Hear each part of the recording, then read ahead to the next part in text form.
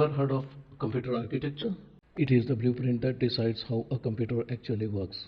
Let's crack it in 60 seconds. Computer architecture is the design and the structure of the computer components.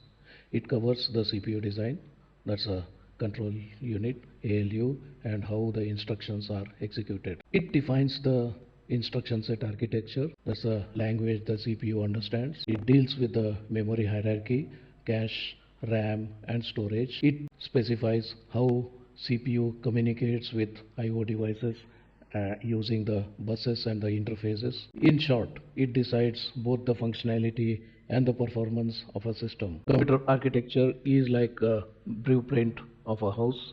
It defines what's inside, how parts connect, and how efficiently it all runs. Follow for more computer science explained in 60 seconds. Thank you.